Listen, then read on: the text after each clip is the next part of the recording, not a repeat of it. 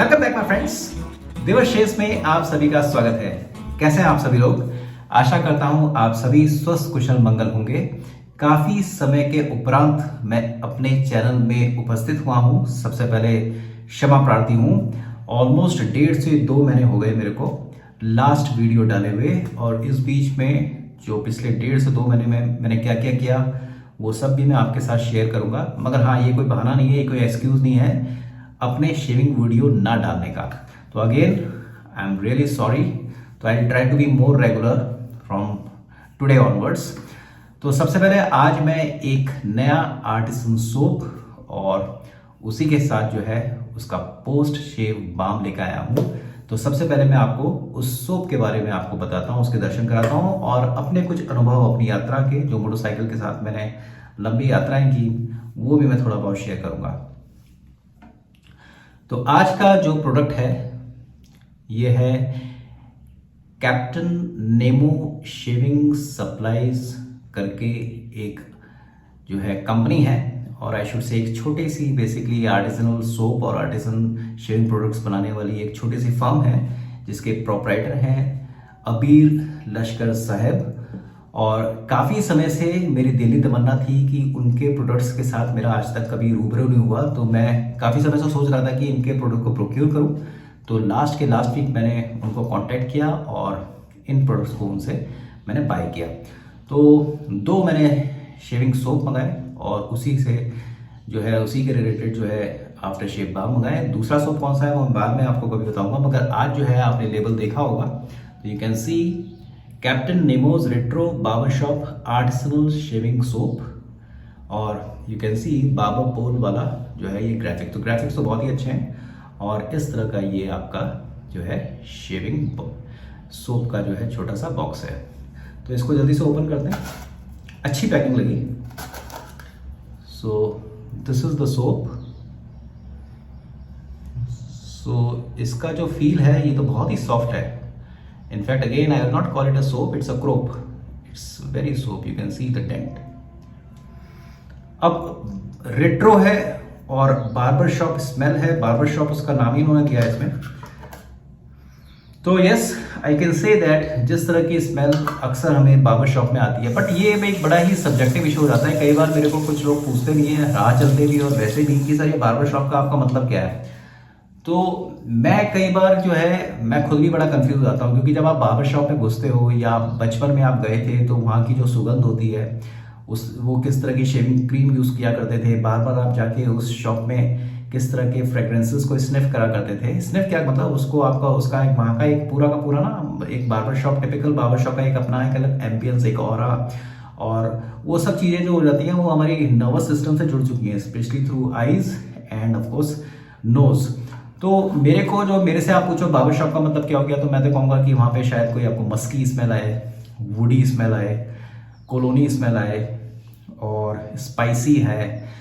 तो उस तरह का उसका जो अमलगम है, उस सब का जो मिक्सचर है, वही कोई बार्बर शॉप में खाना स्मेल कह सकते हैं।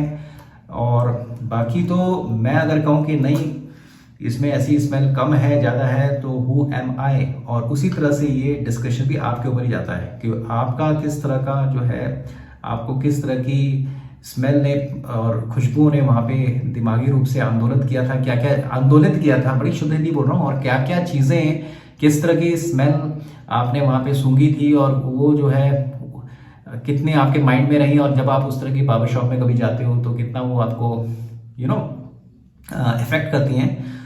तो इस तरह से इनफैक्ट कई सारे सोप ऐसे हैं जिसमें एक पर्टिकुलर वो लिखते हैं फ्रेग्रेंस, मगर वो भी आपको बार्बर शॉप की याद दिलाती है। तो हम इस लड़ाई झगड़े में ना पड़े कि बार्बर शॉप का एग्जैक्ट मतलब क्या है, बट यस मेरे को जो इसमें स्मेल आ रही है वो हल्की सी मस्की, बहुत हल्की सी मस्की और स्पाइसी वुडी, और हल्की सी जो उन्होंने अपने वेबसाइट में भी लिखा है कि इसमें सेडरवुड की तरह का आ रही है स्मेल। बट जो भी है अच्छी है इस और बहुत ज़्यादा ओवरवेलमिंग नहीं है। तो let's see how this soap perform today. और इसमें क्या क्या इंग्रेडिएंट्स इन्होंने यूज़ किए हैं, उसमें कई तरह के ऑयल हैं, और वो बिल्कुल मेरे को क्लियरली पढ़ा भी नहीं जा रहा है, तो मैं आपको डिस्क्रिप्शन में इसका लिंक दे दूंगा, आप उसमें आप देख लीजिएगा। But let's see how this soap perform today. और इसी के साथ इसका जो है आफ्टर शेव लोशन, और बहुत ही सुंदर सी इन्होंने ये बोतल में पैक किया है जिसमें एक पंप है। My shaving today I am going to use again Parker solo as razor, जिसमें मैंने ऑलरेडी लोड कर रखा है पार्कर का ही ब्लेड, अधकटा ब्लेड। और today for lather making one of my favourites, रुबाब मैन का फायरफ्लाई सिंथेटिक शेविंग ब्रश। चलिए लेट्स लिफ्ट द सोप। हल्का सा मैंने पानी अभी डाला है इसमें, so let's see. I think 25 to 30 swirls will be enough.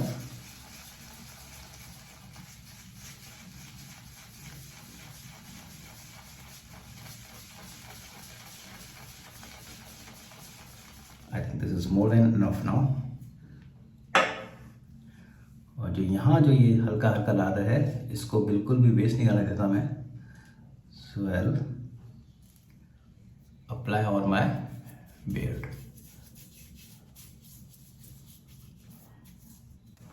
चलिए लेट्स क्रिएट द लादर।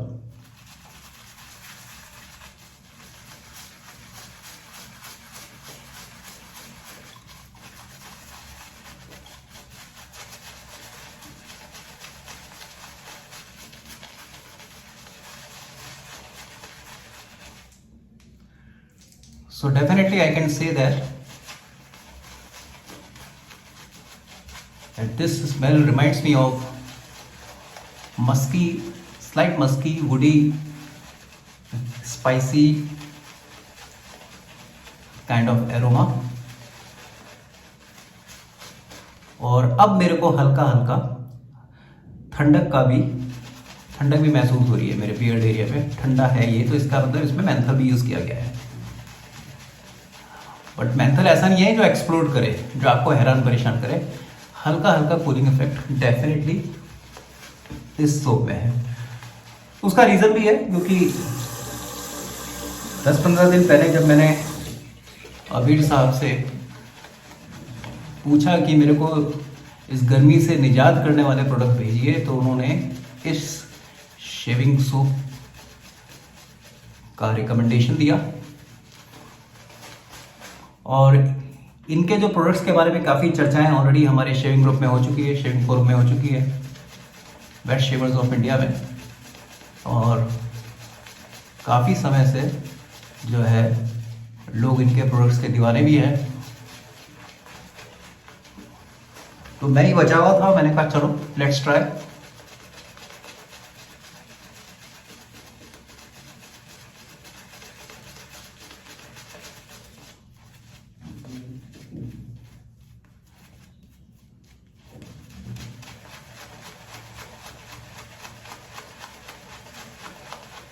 मेरी बियर्ड 3 दिन पुरानी है,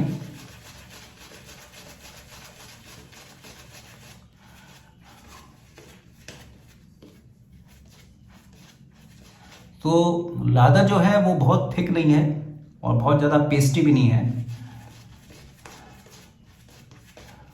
अब देखता हूँ मैं इसको, मतलब और ट्राई करूँगा, क्योंकि मुझे लगता है मैंने लिफ्ट तो काफ़ी अच्छी मात्रा में किया था। तो कोई बहुत ज़्यादा गाढ़ा और बहुत थिक लादर नहीं है, बहुत पेस्टी भी नहीं है, बट ठीक है लादर जो बिल्कुल। और बहुत ही अच्छा ठंडा मेरे को महसूस हो रहा है, ठंडा कूल। खुशबू बहुत अच्छी है दोस्तों, सच में बता रहा हूँ। जितना मैंने इसको ओपन करके स्निफ किया था उससे 2-3 गुना ज़्यादा अब मैं इसको महसूस कर पा रहा हूँ।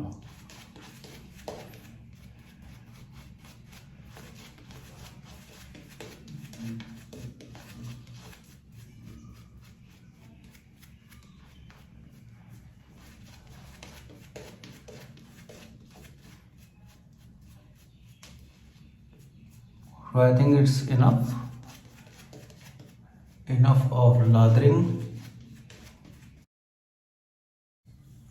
Let me clear my neck area, sideburns. So Parker solo edge, और इसमें जो ब्लेड है हाफ ब्लेड वो पार्कर का ही है। Let's see, let's start.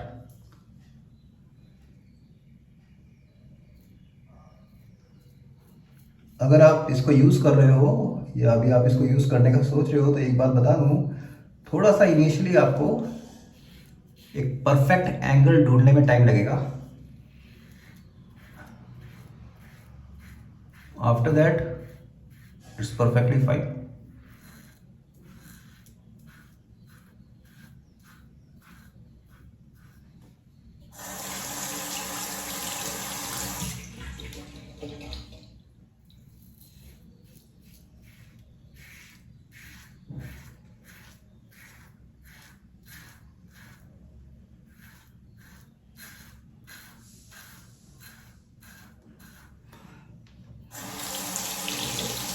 अभी एक सब्सक्राइबर भाई ने मेरे से क्वेश्चन पूछा कि आप ये जो सोलो एज यूज़ करते हो इसके ब्लेड को फिर आप दोबारा भी यूज़ करते हो नेक्स्ट शेविंग में। तो भाई अभी तक मैं ये 5-6 बार ही इसको यूज़ किया है, 5-6 बार मैंने हर बार वो ब्लेड आधा वाला जो है नया यूज़ किया है।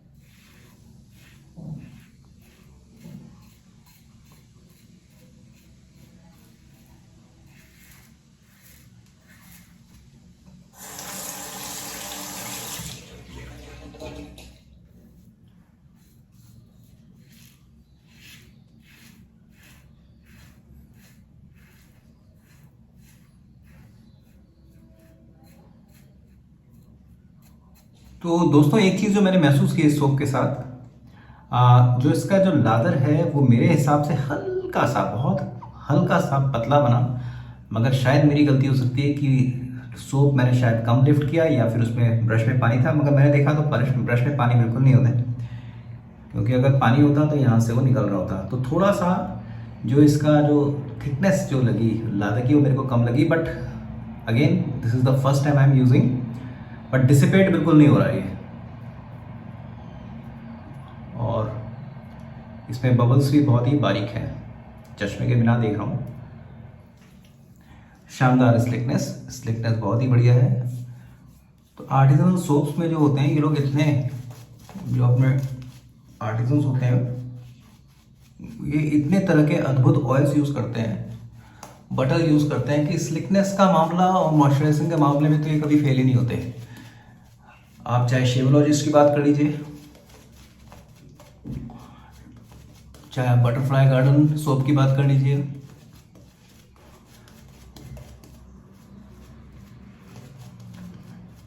इसमें तो कोई भी डाउट नहीं है। When it comes to moisturising effect and पोर्चे feel, they excel definitely on so called run of the mill tubes and soaps.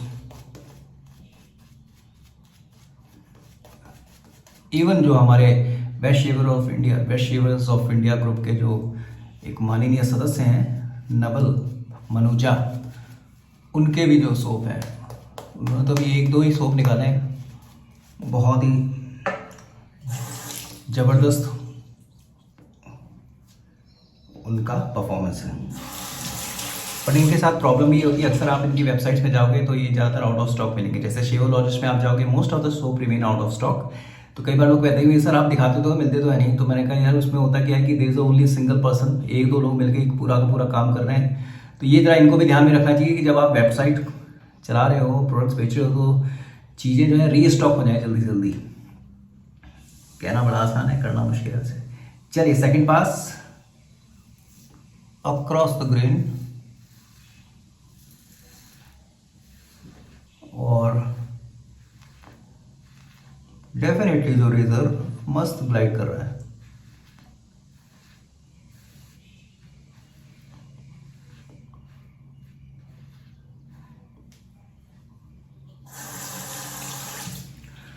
तो दोस्तों मई लास्ट वीक से लेके और जून मिड भी गया, जून लास्ट वीक तक मैं अलग अलग यात्राओं में व्यस्त रहा। 27 मई को मैं निकला था लद्दाख के लिए सोलो ट्रिप। और क्या कहूँ बस, और क्या एक्सपीरियंस है, once in a life experience रहे। यहाँ हमारे घर गुजरात में नडियाद से और लद्दाख जाना और आना मेरे को ऑलमोस्ट 5250 किलोमीटर पड़ा। और फिर मैं निकला था अपने होम टाउन देहरादून के लिए, बहुत ज़्यादा गर्मी में, वो भी बाइक में। तो वो एक अलग एक्सपीरियंस था। तो हर बाइकर का ड्रीम होता है, मैं अपने को वैसे बाइकर कहना पसंद नहीं होता। Biker has become a cliche, एक घिसा पिटा वर्ड हो गया अभी। With due respect to all the bikers, I want to call myself traveller on two wheeler. बात तो अब तुम यहाँ पे गधे, बात तो वही हो गई ना फिर। एनीवे, तो बहुत पुरानी दिली इच्छा थी कि एक ऐसी लॉन्ग राइड पे मैं जाऊं। और ये आज के लिए, बचपन में I used to fantasize a lot कि कभी कोई बाइक होगी तो चलेंगे। और केवल इंडिया ही नहीं, बाहर भी। जैसे कभी कभी मैं फैंटेसी बनाता हूँ कि अफ्रीका, साउथ अफ्रीका, सेरेंगेटी के नेशनल पार्क जो है वहाँ पे मैं बाइक में जा रहा हूँ। तो ऐसे ऊटपटांग हरकतें मैं खाली टाइम में बैठ के विचारा करता था। कभी कभी होता है कि जो अमेरिका में मैं, वो है ना, वो बहुत कैलेंडर में भी देखा होगा आपने, और वो जो वॉलपेपर्स में देखा होगा, पूरा डेजर्ट है और बीच में एक लंबी सड़क जा रही है और कोई नहीं है। तो आई थिंक वो एरिजोना में है, कहाँ पे है, तो वहाँ मैं जाऊँ।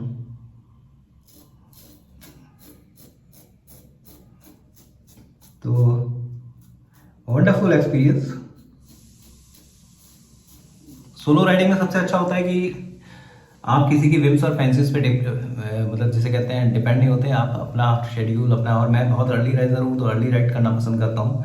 तो आपको सब कुछ अपने ऊपर होता है। नुकसान ये है कि अगर बाइक को कुछ हो जाए, आपको कुछ हो जाए, भगवान खुदा ना खास्ता, तो आप दिक्कत में आ सकते हो। मगर इस बीच मेरे को दिल्ली के, पंजाब के बहुत अच्छे अच्छे राइडर भाई मिले, बहुत अच्छी दोस्ती भी हुई और कई जगह हम साथ में भी चले।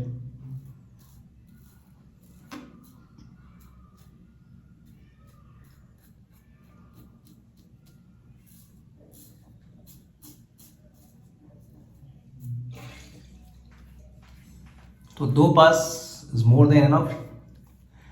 Feel factor of the soap is very good. Slickness अव्वल नंबर। तो let me wash my face and apply the alum. तो मुंह धो के और ज़्यादा ठंड लग रही है। तो यस, इट हैज़ मेंथल।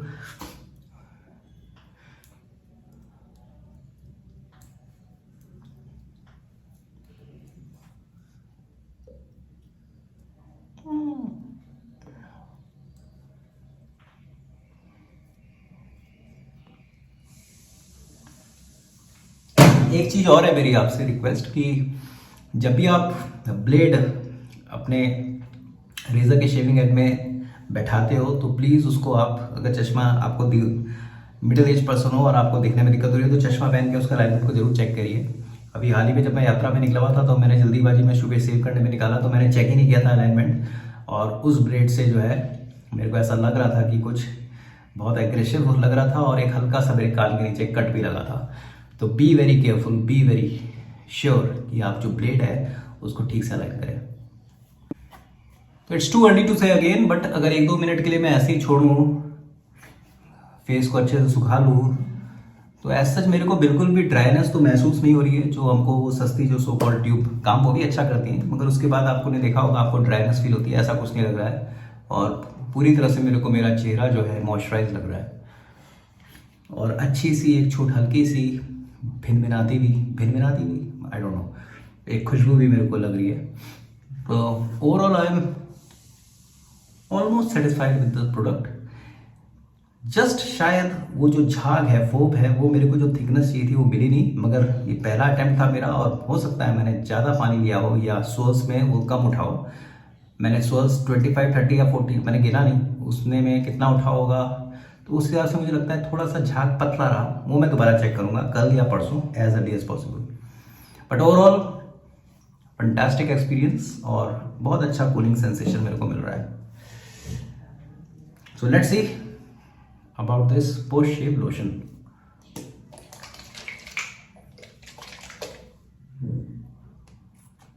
तो मोर देन इनफ, बहुत ज़्यादा मैं अप्लाई नहीं करूंगा,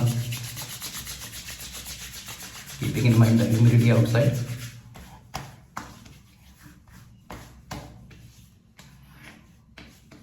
बिल्कुल भी दोस्तों चिपचिपा नहीं है, जिसका मैं अक्सर डरता हूँ शेविंग आफ्टर शेव बाम्स लगाते समय।